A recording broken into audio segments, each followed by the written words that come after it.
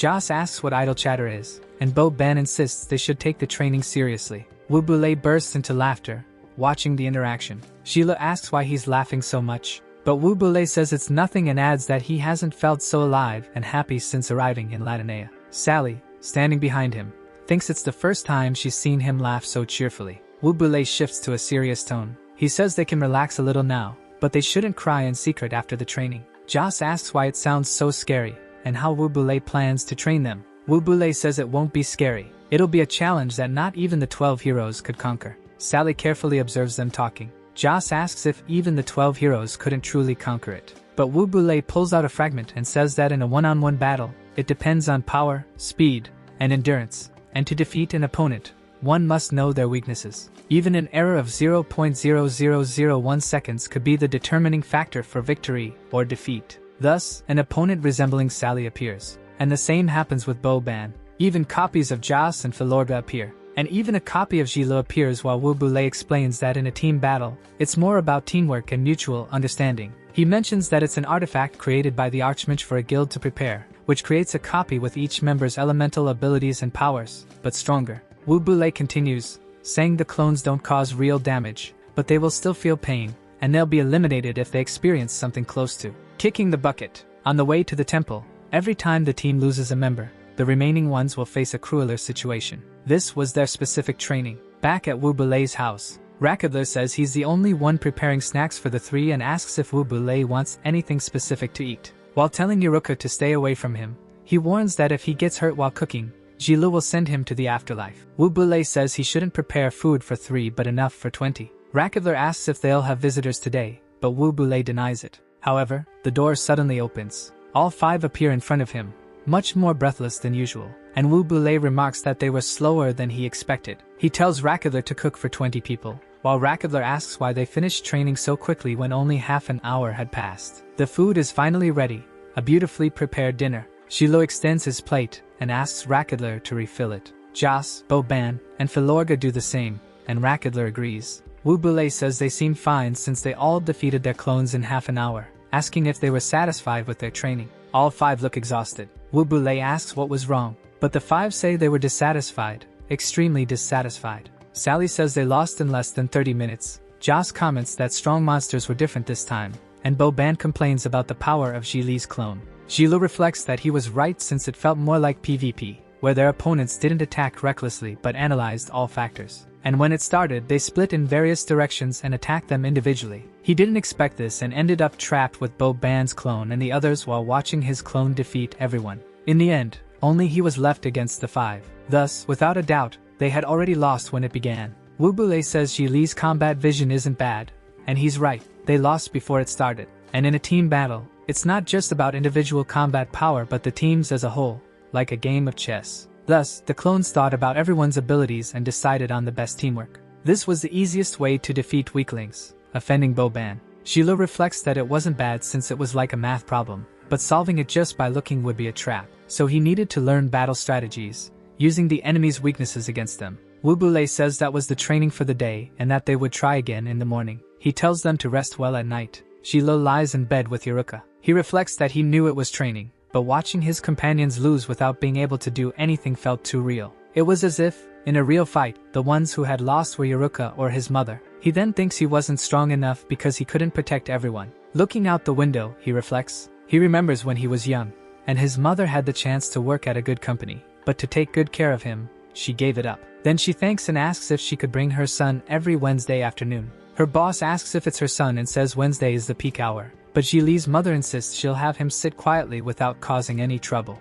Her boss asks if she's a single mother, and says with her appearance, she shouldn't have to work so hard. He asks if she's free at night, but the mother declines, saying she just wants a job. Thus, Gila punches him in the groin, and asks how daring he was to do that to his mother. Ji Li's mother says it wasn't on purpose and apologizes. However, her boss charges at her son, saying he would send him to the beyond. Yet, Ji Li's mother grabs her boss's arm, throwing him forcefully to the ground, and saying that if she couldn't keep the job, so be it. The mother apologizes to Gila, saying they wouldn't have burgers that night. Gila simply holds her hand, saying he would protect her well. But a voice says that protecting others while being so weak is a joke, and Gila recognizes the voice. Noticing it was Hesiod with his sword, Gila asks if it was him, and where he was. while reflecting that there was no response, but it was clearly his voice. He asks Yuruka if he heard the voice of a strange man, but Yuruka denies it. Shilo reflects that if even Yuruka didn't hear anything, it could have been a hallucination from overworking. Then Yuruka climbs into his lap and hugs him,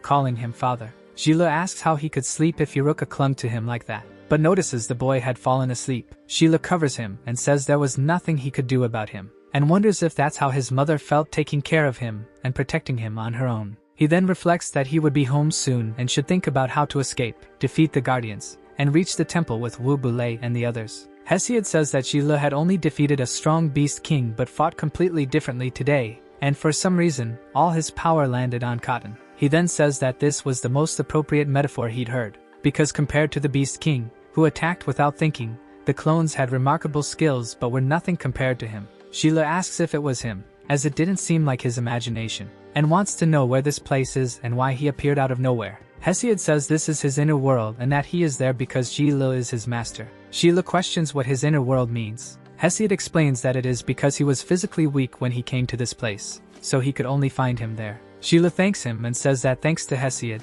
he was able to defeat the Beast King and return to the city, but asks why there are so many floating flowers in his inner world. Hesiod says he doesn't know because each inner world has things that people care about, so the flowers are something important in his consciousness. And Shilo questions this, asking why he doesn't know about it. The warrior says it's not irrelevant, and he doesn't have an answer to these questions, because the reason for bringing him there is to make Shilo strong. Then Hesiod begins to release energy from his body, saying he has recovered 1% of his combat power, which is enough for Shilo to understand how terrible the power of chaos is, as he can only use 0.0001%. Shilo questions if this is some kind of joke, as he can only use 0.0001%, noticing the thousandfold difference between them. Hesiod estimates he's being generous, and Shilo says he's exaggerating. The warrior says that's not important but rather that he will make Shilo stronger because if he leaves, everything in this world will cease to exist. The system announces that this is the Chaos Lord's training and that he must last 3 minutes without being defeated to gain 400,000 experience points. Shilo reflects that he only needs to last 3 minutes to gain so much experience,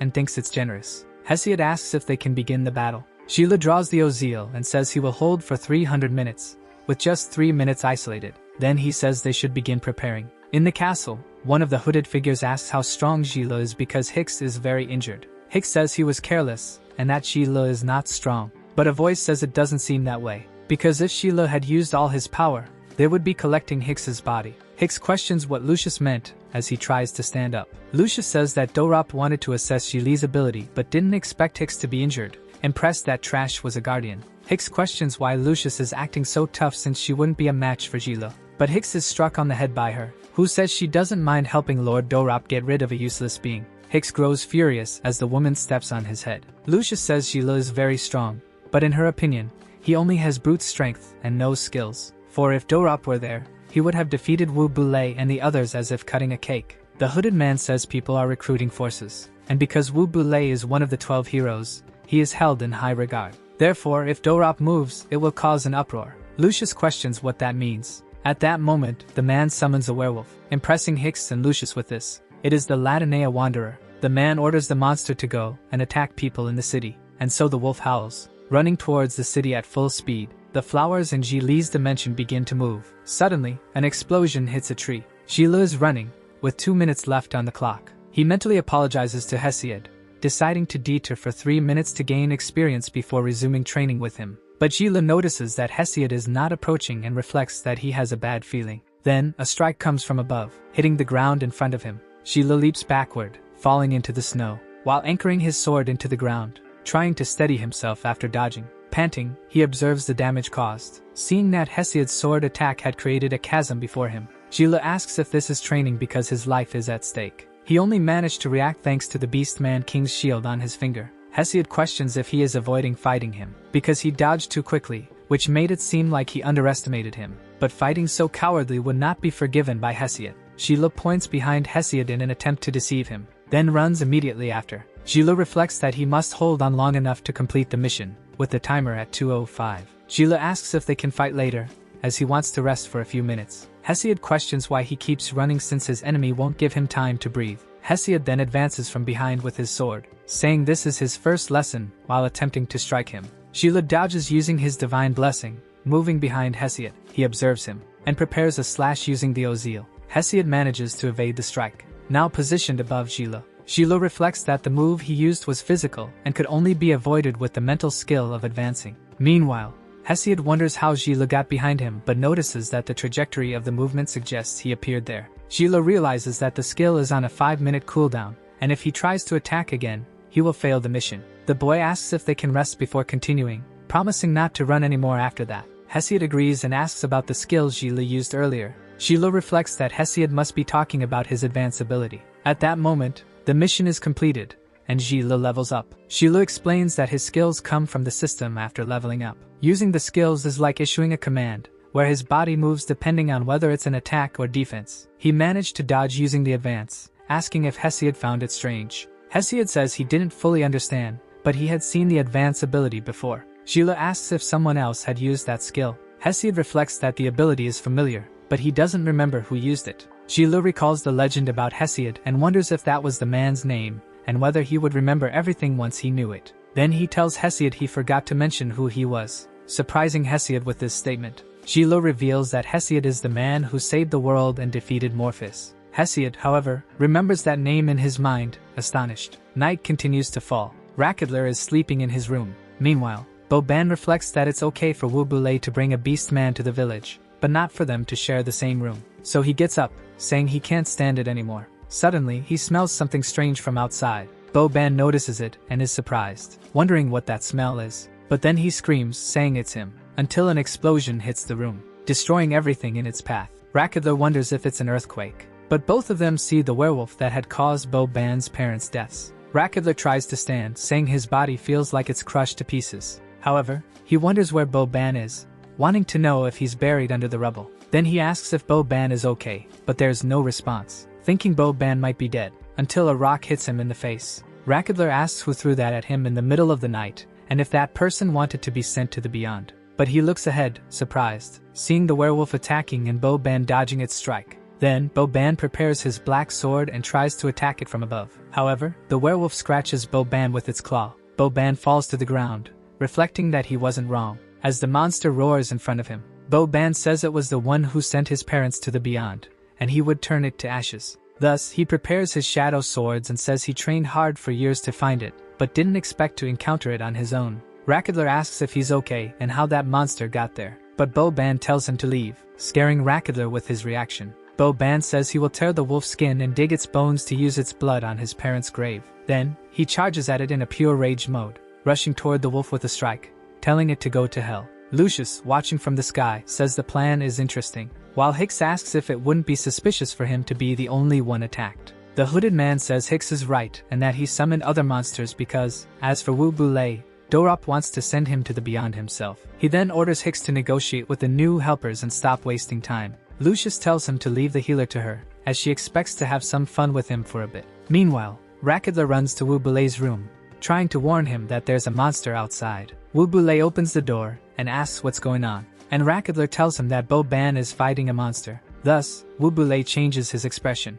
looking at the village being attacked by monsters, his face growing more serious by the moment, activating his elemental grip and ordering Rakadler to find Shenjila and have him take care of Sally, to which Rakadler agrees. Thunder echoes from Wu Bule's position as he moves, and Rakadler leaves. Sheila tells Hesiod that he is the only one who can use the power of chaos, and that he defeated Morpheus, thus sealing him in the underworld. He adds that he needs to save his uncle from the Infernal Tower, asking Hesiod if he has any memory of that name. Hesiod says his mind remains blank, surprising Sheila. Sheila reflects that something doesn't add up, as people usually remember things when they hear their names. But Hesiod says he has no memory of this world and that his name is just a title because even as Hesiod, he remembers nothing. However, Sheila's attack made it feel familiar, as if there was some connection to this world. Sheila wonders if it's about him, and how he came to this place to save him, wanting to know how he obtained the elemental power of chaos. As everything happened mysteriously, with events piling up one after another, and if Hesiod is who he claims to be,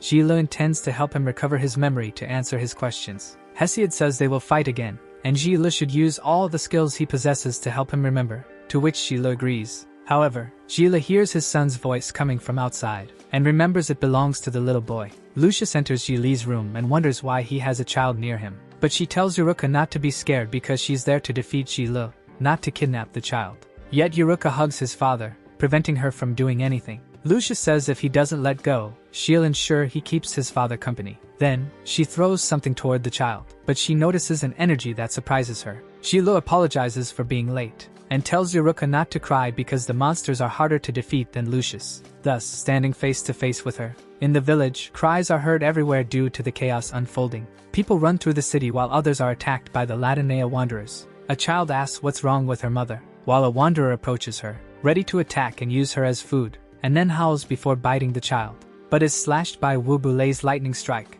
which throws it far, slamming it into a structure. Wu Bulei picks up the girl and asks if she's okay, but several Latinea wanderers start surrounding him, staring at Wu Bulei as their enemy, while Wu Bulei is already enraged by this. However, an earth serpent emerges from the ground, attacking the wanderer. Jas and Filorga arrive and ask Wu Bulei what had happened for the monsters to attack the city so suddenly. Wu Bulei explains that the city is surrounded by an enchantment that repels monsters and protects its people, so the monsters shouldn't reach the city center. He adds that, if he's not mistaken, letting the monsters attack the city is just a facade, because defeating them is their real objective, surprising Jas and Filorga. Wu Bulei calls the two standing behind him, telling them to head to the city center, rescue the people, and take them to his house. Jas asks what Wu Bulei plans to do, but Wu Bulei says he will go to the center of the enchantment to break the seal. Jas says the area is full of monsters and asks to go with him, but Wu Bulei surrounds himself with lightning and orders Jas to protect the citizens. Then, using his first thunder ability, he departs. Lucius is levitating outside the house.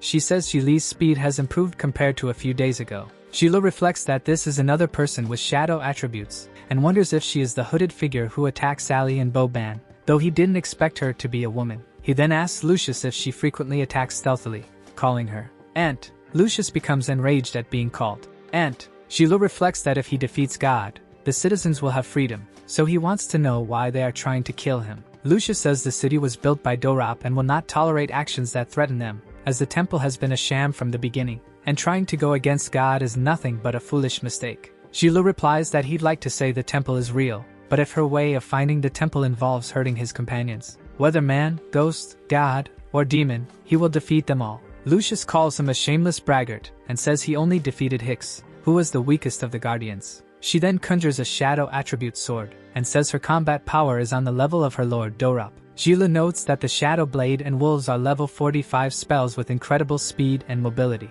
Lucius commands her army to advance on Shilo. Shilo simply prepares the Ozil in front of the wolves while holding Yuruka, and using the Sacred Slash, he cuts through the wolf army with a single strike. Lucius thinks it's impossible. She opens her mouth, summoning a shadow rain with 3,000 blades, creating various weapons from her portals. Shilo activates the Beast King's ring on his finger, thus creating a barrier that blocks all the weapons Lucius summoned. Shilo asks if this is the power Lucius spoke of. Lucius reflects that he easily nullified all her attacks and that she underestimated him. She levitates and says it's not bad, but it was only the beginning, creating a shadow behind her. The shadow transforms into a gigantic wolf holding a sword in its mouth. Lucius says this is her true power. A mission appears, instructing Shilo to defend Delks by annihilating the enemy leader. The mission will fail if the city becomes unstable, but the reward will be determined by his progress. Shilo watches Lucius with a smile. The wanderers run into the barrier, but magic is cast behind the soldiers who are battling. The soldiers fight fiercely, trying to injure them. As more wanderers enter the barrier, one soldier tells Greya to repair the enchantment barrier, but Greya says there are too many monsters, and if this continues, they won't last much longer. Another priest says he will guard this area because leaving would cost their lives. He instructs Wagner and Ramon to hold back the monsters, as they must protect the city. Wagner and Ramon understand the command and prepare to fight again. But the barrier begins to fragment bit by bit. Greya calls her teacher, Deadman, and says it's more than they can handle. Then lightning strikes the barrier, preventing it from breaking further. It begins to restore itself slowly and automatically. Deton wonders what happened, while Greya says the fragment sealed itself. Wu Bulei appears floating, using his thunder element. Deadman says that's Wu Bulei from the 12 heroes. As the wanderers rush inside the barrier, Wu Bulei lands using lightning and hurls them away. The old man says they should leave this to him and help repair the barrier completely with the others. Detman agrees and tells everyone to follow him to the next crack, but a wind begins to surround Wu Bulei, thus floating above the wanderers as well,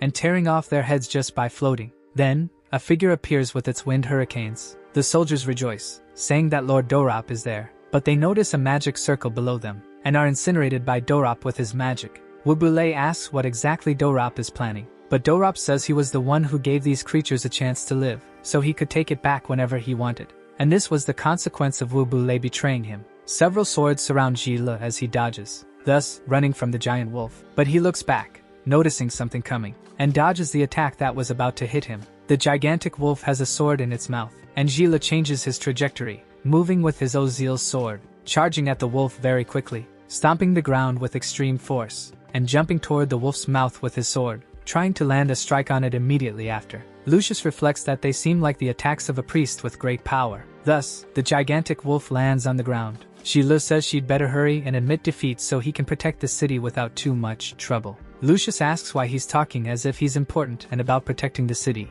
as her lord had activated the barrier enchantment, and the traitors would be punished, because the so-called Wubule of the 12 heroes would be defeated by her master personally. Jile asks what she said about his grandfather Wubule going into battle with Dorop, and reflects that Wubule's sword is with him, and if he's going into battle, he'll probably be at a disadvantage without his weapon. So, he says he'll hurry and defeat this lady to help his grandfather Wubule. Jile begins emanating blue and red energy from his body, using the annihilation ability. Lucius notices that Jile's combat power has grown again, while Jile uses the divine blessing to move quickly, and charges at the wolf to face Lucius up close. Lucius curses as she grabs a shadow sword, but Jile uses a quick attack to wound her, thus gradually forcing her to release her sword. Lucius asks if he's not going to send her to the beyond, but Jile just looks at the horizon, while Lucius collapses behind him. The mission updates, stating that he has defeated the Dark Mage Lucius and earned experience, items, and rewards to be calculated at the mission's end.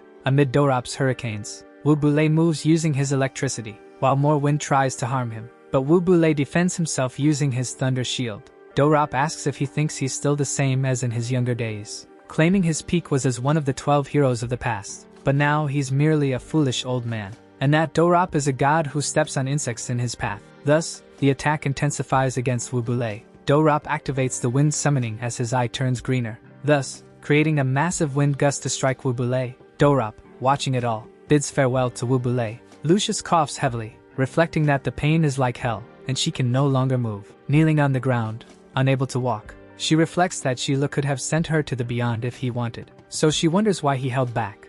While Jile plays with his son, Lucius questions if he's trying to humiliate her, wanting to show that he wouldn't stoop to sending her to hell, or if he wanted to see if she'd be grateful for not kicking the bucket because she would definitely defeat him in the future. Jile says he never wanted her gratitude, but he just has more important matters right now, and next time, his sword will strike her. Lucius curses him in her mind, while Jile wonders why he couldn't send her to the beyond if she's just an NPC, as it feels realistic, but defeating a human feels strange. And he believes this contradiction between game and real life has affected him, as if he's sending something real to the beyond. Lucius stands up and tells him that Wubule is on the eastern side of the barrier enchantment, and that he should join him because it will be impossible to defeat Dorop even fighting together. Jile believes her and says he's in no rush, while the system tells him to head east as soon as possible to return Ozil to Wubule. Thus, he picks up the child and says they should hurry to help his grandfather. Running eastward at full speed, a thunderous glow appears, startling Dorop. It gets closer and closer to the Lord,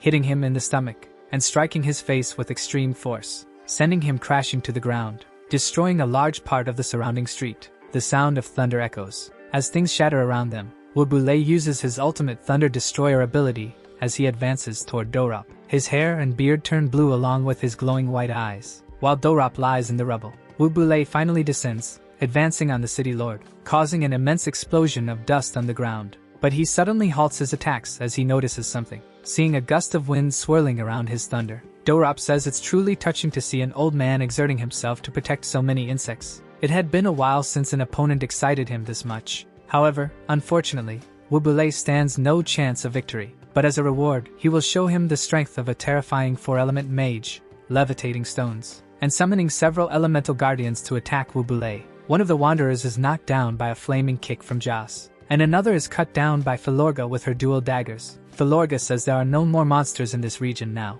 Jas notes that it seems Wubule managed to repair the barrier, and asks how he is doing and if he's physically injured. Filorga says he's fine, but it's her first time seeing so many high-level monsters. Jas agrees and says they are spreading like ants, and Filorga comments that it's hard to imagine how these people survived for so long. because they must have witnessed a hell 1,000 times worse than this. Joss tells them to move on since the monsters in the center are gone, but those on the outskirts are still fighting, so they should go help them. But both hear a sound and wonder what it is. Looking up at the sky and marveling at the sight, noticing a giant water elemental and a flaming serpent flying overhead. Filorga notes they are dual element summons, and it's incredible. It's her first time seeing such a large beast, wondering who this powerful mage is. Because multi-element mages can use various elements, but they are usually unrefined, resulting in reduced power, yet this one must be strong to use both simultaneously. Joss reflects that there is only one person like that. Filorga tells him to look at the sky, seeing lightning clash with the descending fire. It is Wu Bule fighting this multi-element mage, now facing a fireball from the serpent. But Wu Bule merely redirects the fireball with his thunder energy, then uses the thunder slash with a lightning strike in his hand to hit Dorop with force. Dorop only laughs and says it's childish. Meanwhile, a stone guardian turns to punch Wu Bule, but the old man manages to dodge the attack, then charges lightning into his fist and shatters the stone monster, using his annihilation ability on it, watching the stone monster collapse before him, as the water elemental rises behind him, preparing a wave to attack the old man. The stone is overpowered by the water surge. Wu Bule stands atop the rock, but notices something approaching. Spotting the guardian attacking the stone he is standing on, Wu Bule dodges, stepping behind it, but his transformation ends, and he's left panting. Dorop comments that Wu Bule managed to dodge, and he's impressed. However, mortals are still mortals, and his body's age is far from when he fought Troll Quink. Dorop boasts that he possesses a young body with unlimited mana that Wu Bule can only envy, as he governs over all this trash. Wu Bule counters that sealing his soul in a demon for eternal power is like licking a god's boots like a dog, as it's a body without true skill. Then he asks if Dorop isn't the one envying others. Dorop grows enraged and tells him to shut his mouth, then prepares a black lightning strike and shoots it at Wu Bule, smiling as he casts his magic. Wu Bule falls backward injured, drawn into Dorop's grasp. Dorop asks if he sees now, as defeating him was as easy as crushing an ant. He says he will tell the citizens that it was Wu Bule who broke the barrier, and he, Dorop, is the god who defeated him to save the city, preparing to deliver a fatal blow to end him. But Ji Le is approaching with his extreme speed, throwing Dorop far away with his attack. Dorop slams into a rock, unable to react. Wu Bule leans on Ji Le, calling out to him. Dorop questions who he is while standing up. After some time, Ji Le asks if Wu Bule is okay, but the old man says his wounds are superficial and wants to know what Ji Le is doing there. The young man explains that after defeating Lucius, she revealed that Dorop planned to defeat him, so he came immediately, apologizing for not returning Ozil sooner. Wu Bule says he wouldn't have been a match for Dorop even with Ozil, as Dorop had given his soul to a demon in exchange for eternal power. And as he said, Wu Bule was just someone from the past, with an old body and diminished strength, now merely an ordinary mortal. Then he says he activated the teleport to the fields and that Ji Le should hurry, taking Sally and the others away, as he would hold Dorop off in the meantime. Sheila tells his grandfather he isn't leaving, because he, Yuruka, Sally, Bo-Ban, Joss, Filorga, and Rakidler wouldn't be left behind, not for a second, since his mother had told him that living in this world wasn't easy, but they couldn't accept their fate. Thus, he declares he will definitely defeat Dorop and take everyone to the temple, handing over the sword, saying they would leave that place for good. Wu Bule looks at the sword. The mission to deliver the Ozil weapon is completed, and Ji Le earns 150,000 experience points. But Dorop bursts into laughter, questioning their plan to leave, while creating a ball of dark energy, which collides with the two. Dorop hovers over the explosion area of his blast, while Ji Le and Wu Bule are inside a shield thanks to the Beast King's ring. Dorop questions what worms are thinking, dreaming of challenging him, and commands them to go to hell as he uses his explosive fire rain ability. But the shield defends against all of Dorop's attacks in this barrage. The shield is about to break as Wu Bule holds it, but the barrage continues relentlessly against the two. Sheila reflects that Dorop's attack is incredibly strong and that Finir's ring is on the verge of being destroyed. The shield shatters, and Sheila reflects that this is bad. As the fire barrage continues, Dorop hovers over the battlefield, saying no one survives that magic and asking Wu Bule how it feels to be obliterated to dust. But he notices something that surprises him, seeing a barrier rising where the explosion occurred. Wu Bule is surprised and looks at what's happening. Even Ji Le is startled by it, seeing Yuruka creating a barrier to protect his father and Wu Bule, while holding the barrier, levitating. Dorop thinks it's impossible for a brat to create a shield of this level, but the system announces that Yuruka will fight, being level 5, with 3000 HP and 300 mana, possessing the mana hunting ability, which grants a shield that absorbs mana and converts 50% of damage into magic, consuming 100 HP. Sheila asks if Yuruka is okay, but Yuruka, exhausted, just looks at his father, falling to the ground shortly after. But he is caught by his father, who extends his hands. Sheila says it's okay because his father is here now, and reflects that the Beast King's barrier couldn't defend against that attack, but Yuruka was able to, saying that if it weren't for Yuruka, he and his grandfather would have been turned into a pile of ashes, and the system announces that Yuruka will be stored in the inventory for 24 hours. Sheila thanks him and tells him to have a good rest because he will defeat Dorop while the system stores Yuruka in the inventory. Wubule says Dorop used several magical attacks in succession, and his abilities are on cooldown, so he'll distract him, and Sheila should find an opportunity to get closer and attack him. Thus, he charges forward, using his first thunder ability. Sheila wonders what Dorop's level is, certain it isn't below Finir's, but the system cannot analyze his level, HP or mana. Sheila reflects that he's like the raiders, whose stats he couldn't see. Dorop says the old man is as irritating as a worm. Then Wubule faces him, saying this is the moment to end it once and for all, while unleashing Ozil from its seal, thus turning it into a long, reddish blade, facing Dorop while his lightning turns crimson. Dorop reflects that this must be a joke, as his victory will be overwhelming, but Wubule tells him he isn't sure about that. He advances using his level 2 thunder ability. Dorop says he is out of reach as he prepares his magic, using an earth ability to create an earthquake, raising a massive structure in front of Wubule. Wubule readies his sword for a descending strike, preparing to obliterate the wall, then slashing through it with his sword. However, Dorop creates several more walls. Wubule prepares again for the attack, piercing through all of them with his sword. Dorop casts fire spells to launch at the old man. He hurls them, but Wubule dodges them all effortlessly. 2 guardians appear and attempt to attack him, but Wubule cuts them down with the Ozil outside the seal, facing Dorop once more. Dorop tells him to save his energy because there's no way he can get close to him like this. But a black lightning bolt streaks toward the intense battle unfolding. Dorop pauses and looks behind him, while Sheila thinks his plan worked, readying himself to strike Lord Dorop. He uses Extinguish, launching it directly at Dorop, as he attempts to strike his face, telling him to take this. But his fist is stopped by a wind spell. His foot is also trapped, and even his body is caught in the center of a whirlwind. Dorop tells him not to try such childish tricks against him, but he is struck by Li's blow immediately afterward, surprised when he looks at the young man. Shilo had used the divine blessing to dispel all effects. He then attacks Dorop multiple times with Sacred Slash, landing 20 hits on the enemy. Finally, Shilo uses Extinguish, converting the damage dealt by Sacred Slash into true damage. He prepares his final strike, telling Dorop to meet his end. Dorop is struck by the last punch. Wubule advances, saying this is the moment to attack. He accuses Dorop of sacrificing his soul to a demon in exchange for infinite power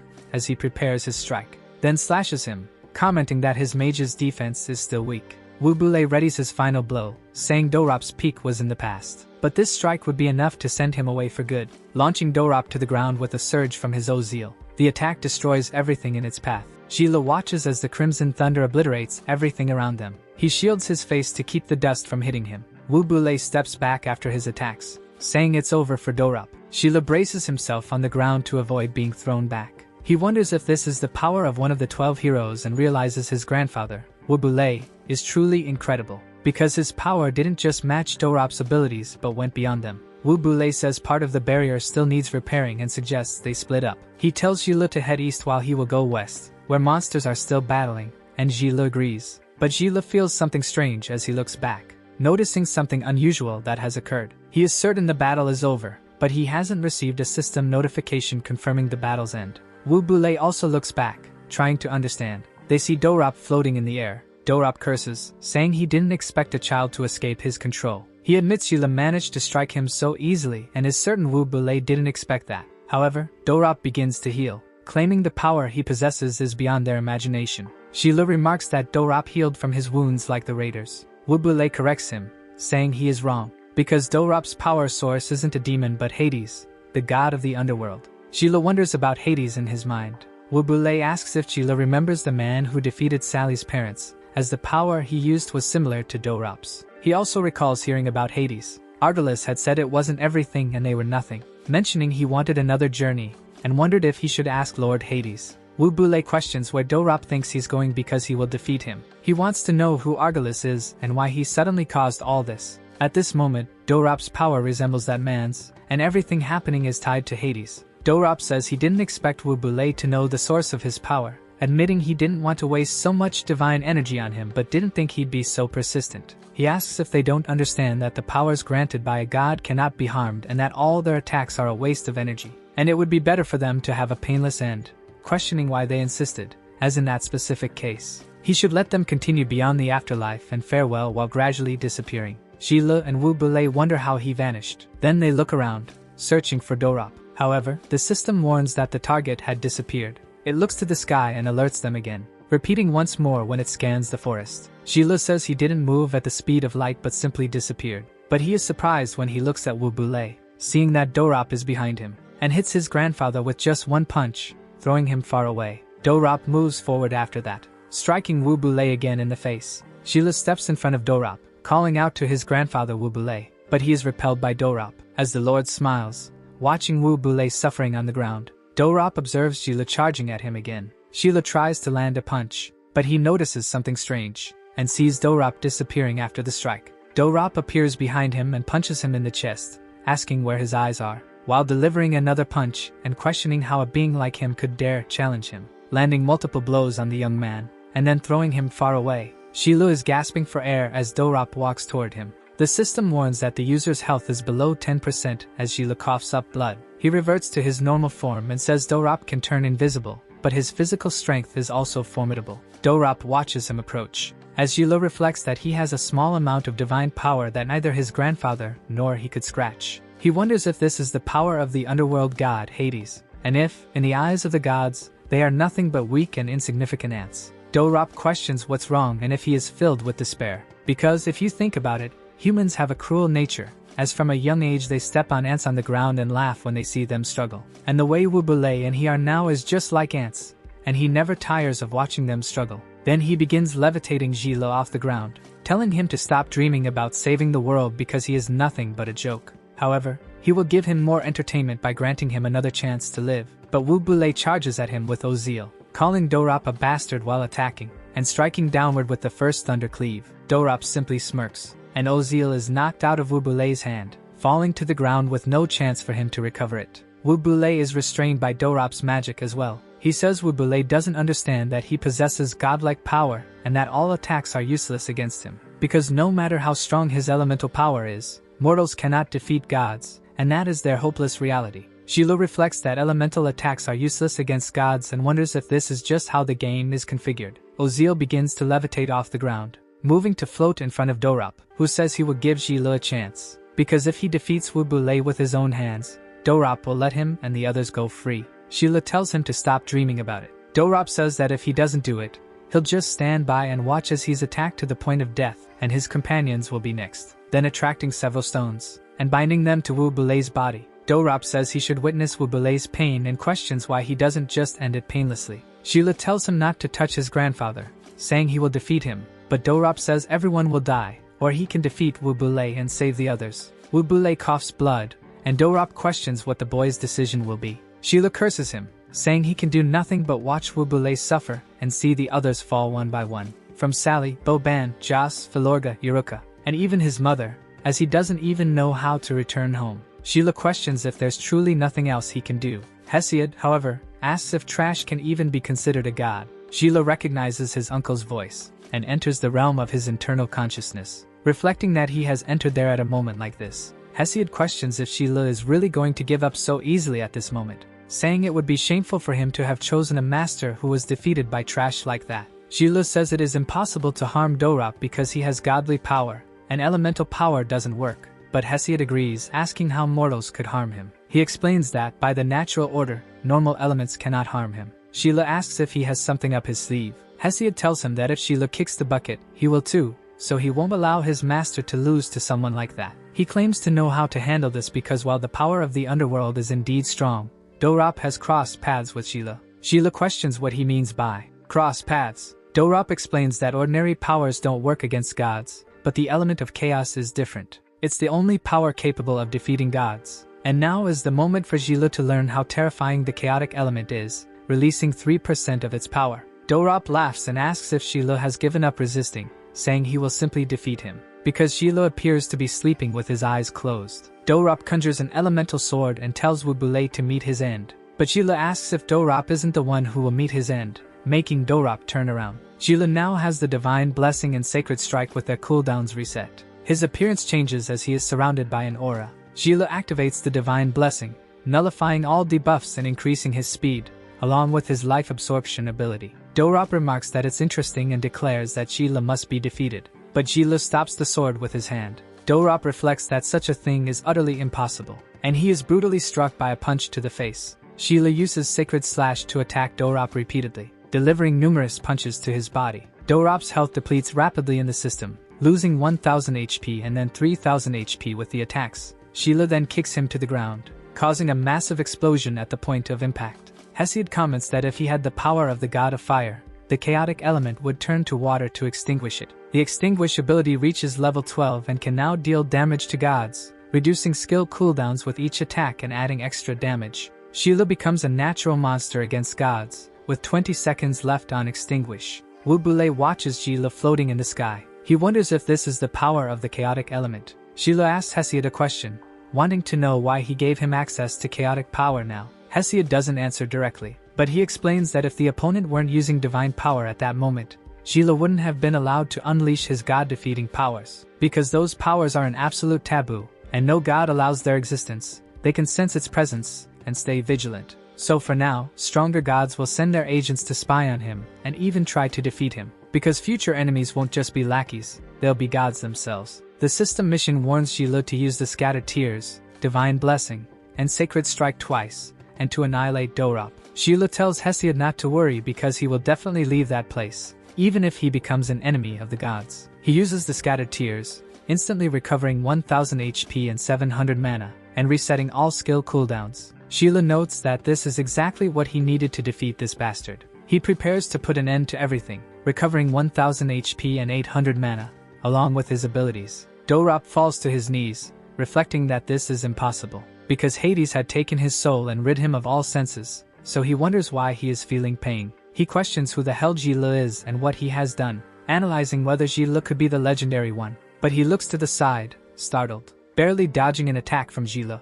Dorop calls Gila a bastard, but Gila approaches him using the Divine Blessing and Sacred Slash. Dorop tries to use his invisibility, causing Gila to miss his attack and be surprised. The system activates the Scattered Tears, nullifying Dorop's ability, and Gila's target lock-on is restored. Dorop reflects that Gila can see him and curses him in his thoughts. He is struck by Gila's barrage, losing 10,800 HP from 30 accumulated attacks with triple explosive damage. He then loses another 6,000 HP as the Divine Blessing cooldown resets. Dorop spits blood. Gila attacks again as the system announces that the opponent's health is below 10%, and he loses another 3,000 HP, with the effects ending in 5 seconds. Thus, Gila prepares his final punch and tells Dorop to go to hell, gathering all his aura into this last attack. Dorop smiles and questions if this is the power of the enemy of the gods. Gila hits him with a punch of all his strength, focusing entirely on this final blow, causing an immense explosion after the attack. Everything around is destroyed by the blast. Wubule,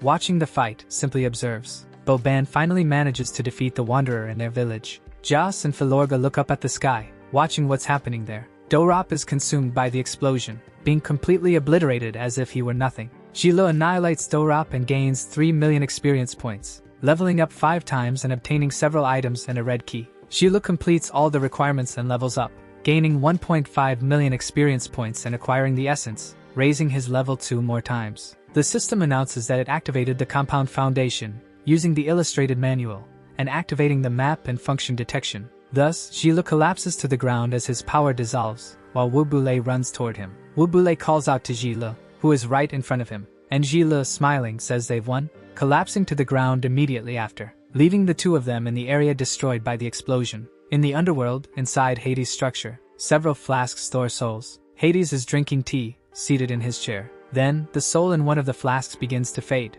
Hades reflects that Dorop's soul has disappeared and wonders if he wasn't the guardian of Latinea. He says that the god's fear has arisen in Latinea, but this time, Argolis should be there. On the endless ocean, there is a boat sailing. Argolis stands atop the boat with a subordinate. The dragon says the boat is too slow, but it's the only mode of transportation in the endless ocean, questioning how much longer it will take to reach Latinea. The skeleton says Latinea is just ahead. Argolis smiles as he observes. Seeing an open portal filled with lightning, someone begins calling out to Gila to wake up, finding himself in a place with his coat. Sheila wonders if that voice is his mother's, and gets up, calling for her, startling everyone on the train. The passengers give him strange looks as the boy pants heavily. Sheila asks where he is and what's happening, but a bald man grabs him and says he must have been startled by everything. The subway announces the next stop is Avenue High School, and passengers should disembark, so Sheila reflects that he's back in the real world.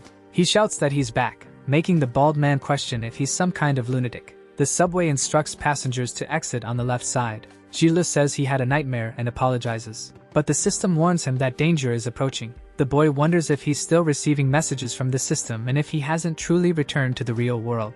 The bald man asks what Sheila is trying to do, but Sheila hears a voice urging him to hurry and get out of there immediately. Sheila questions what's going on and why he's hearing his mother's voice, but then he vanishes in front of the bald man. The bald man questions how he disappeared, and some men in suits ask if he just saw a high school student. The man says the kid disappeared and questions if they didn't see it, but the bald man simply stares without responding. Sheila wakes up again, opening his eyes. He gets up quickly from his bed. Panting, the boy is confused, wondering if he's back in Latinea and if it was all just a dream. But it felt so real, and he wants to know why his mother's voice came at the end of the dream. Then someone says that Sheila has finally woken up. It's Sally, approaching him while carrying food. Sheila asks if she's okay and about the others, including Wu Bulei, and Sally tells him everyone is fine, but his grandfather couldn't stay still, so he went to help. Sheila reflects that he's been asleep for 10 days, and Sally tells him that his injuries are healed, but he didn't wake up, and everyone was worried. She then says he should help his grandfather and the others by going to check on the city after eating,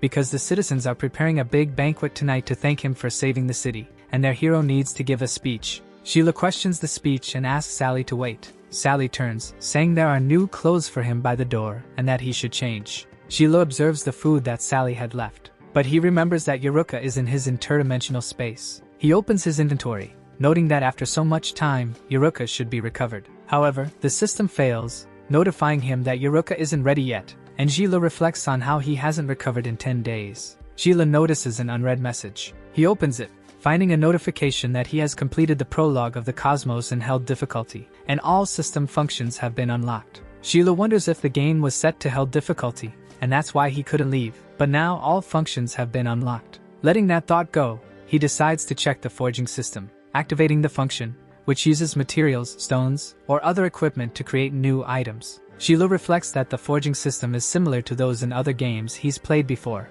and the creation and restoration features are as familiar as ever. He notices that the whole experience feels more like a game and wonders if the illustrated function could be due to the creatures he encountered earlier. The illustration function states that all creatures and items encountered will be added, along with related information, and once upgraded, it will identify high-level entities. Sheila reflects that Yuruka and the Predator are unknown entities, so he needs to evolve further to understand them. The system activates the map feature, helping him see monsters, and also the title system, which can provide bonuses. There's also a teleportation feature, which allows him to travel to different district teleporters, but only he can use it. Sheila reflects that the crucial function is the development of the enemy of the god system, which indicates he has an essence he can use. He considers that he has unlocked only 3% and that if he needs to go to the temple in the future, it's better to have more power. Deciding to use it now, his body becomes enveloped in chaotic energy. Sheila reflects that it's just a 1% improvement, but his body feels full of power, like an ocean. He looks at the new items, the Earth Ring, which grants the Earth element, plus 30 intelligence, and plus 25 physical stats, and the Ice Armor, which enhances his health and has a passive ability. Sheila equips the Ice Armor just as he reads its passive ability, noticing that he finally has the key, although the armor begins to fade. Sheila comments that the last time he opened a treasure chest, Yuruka appeared, and he wonders what it will be this time. In the city undergoing reconstruction, Jas tells Wu Bulei that all the wounded are being cared for, and the barrier enchantment has been repaired. With the repairs completed, the city will soon return to normal. Wu Bulei congratulates him and asks about the banquet, to which Jas replies that Philorda and Rakadler have been handling it since early morning. However, the Guardians are still there. Hicks and Lucius are being watched by Boban, but Salkia has escaped, and his whereabouts are unknown. Wu Bulei comments that there's something suspicious about Salkia. Jas notes that Salkia is alone outside, so he won't survive for long. Wu Bulei agrees but says he feels Salkia is hiding something potentially much more powerful than Dorop. Sheila wonders what the key might be. Analyzing whether it's a dungeon mission key, the system explains that the blood of the Scarlet Light descends upon the world, and the brave will cut down the seed of evil. The key leads to a dungeon with triple experience, a legendary weapon, and a risk of obliteration. The system asks if Shilo will use it. Shilo reflects that if his in-game character is defeated, his physical body will be annihilated, and in Hiruka's dimension, the same mechanics apply. However, the first time he entered Latinea, he was defeated by a wanderer, and the system notified him about his character's loss but not his body's. He wonders if his consciousness is trapped there, and if his body is still on the train. Cursing the situation, he questions if everything is just a dream, but Hesiod interrupts him, asking if Shilo is alright. Shilo asks how Hesiod appeared, and Hesiod replies that it's his illusory form. He just wanted to tell Shilo that this isn't a dream but doesn't know if Shilo will return if he leaves Latinea. Shilo questions this, wanting to know if he has left the game at this moment. Hesiod agrees and says he has observed everything Shilo has also seen. Shilo recalls the bald man after him, noting that he appeared on the train, and asks about his mother's voice, wondering why she asked him to leave. Hesiod says he didn't hear that but admits he's never encountered teleportation before. However, it's an enormous power he's never seen, either elemental nor divine. Shilo reflects that since arriving in Latinea, there are only two possibilities. The first is that his consciousness never left the game, and he is in a map similar to the subway station in the real world. The second is that he returned to reality, but it's impossible for his body to have been on the subway, which means he transmigrated into the game. However, what matters isn't whether this world is real or illusory, but rather that the bald man he saw earlier might be the one Xiaomei mentioned. He wonders if this man took his mother, and questions everything that's happening, asking why he was the only one sent there. Shilo starts cursing while shouting, but Hesiod tells him to calm down. The system asks if Shilo will use the Crimson Key, warning that if no decision is made within 10 seconds, the system will terminate the process. The key appears before Shilo. Shilo says it's fine and reassures his uncle not to worry, adding that he has something to ask, questioning if Hesiod has ever defeated gods before and about Morpheus. Hesiod remains silent upon hearing these questions, but apologizes, saying his mind is blank regarding all of this, though he must have defeated a god before. Otherwise, it doesn't make sense for him to be imprisoned, because all gods fear chaotic power, and one day, Shilo will have the chance to defeat the strongest god. Shilo reflects that his uncle is right, and the only thing he needs to do is keep getting stronger. Hesiod says the power to defeat gods has been activated, and the gods will seek him out soon, so he should prepare himself. Shilo simply gets dressed and tells his uncle not to worry because he won't die there. Not only will he leave that place alive, but he will also solve all the mysteries one by one, declaring they should start improving after the festival. At night, a bonfire is lit in the city of Delk. Rakadler says Sally has asked him 10 times in an hour, but everyone is ready and just waiting for Shilo. Sally gets irritated and questions what he means by that, threatening to make him see, but Rakadler simply admits his mistake. Joss says he never feels at home in Latinea but will enjoy the night, and Wu Bule praises his mindset, saying that without Shilo, they wouldn't know their current situation. The warrior states that he has faith in Ji Li's victory because he saw him defeat the Beast King with his own eyes. Wu Bule adds that the Beast King and Dorop are on different levels since Dorop's power comes from Hades. Joss questions if he means Hades,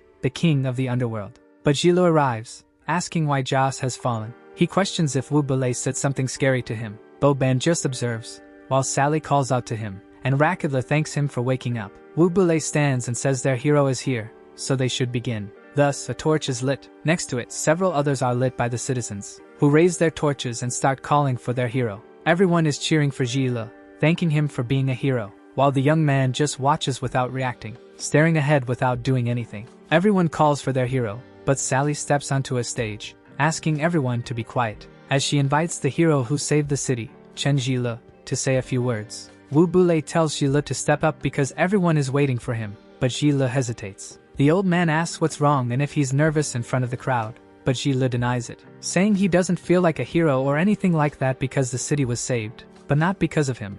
It was the old man, Joss, Philorga, and Boban who protected everyone, and if it weren't for Wu Bule's help, he wouldn't have defeated Dorop. So he doesn't think he can stand before the citizens and take all the credit. Wu Bule tells him not to worry because everyone knows that if it weren't for Shilo, they would all be doomed by now, and they just need a true hero to give them hope for a new future. Shilo is the only one truly worthy of holding such a title in the group. Joss and Rakadler, standing behind him, tell Shilo he can do it, and Wu Bule continues, saying that as a hero, he should lead the people and give them hope of leaving Latinea, proving that it's not impossible. Shilo simply nods his head. He steps onto the stage as the entire audience cheers for their hero. Shilo reflects that his grandfather was right. Everyone had experienced war and lost their hope, but now they just needed someone to lead them. He decides that he will take the title of hero and protect those in need, like a true hero. He wonders if this is what it feels like to be needed by others and realizes it's not a bad feeling. The people of the city begin cheering for Gila as he steps onto the stage.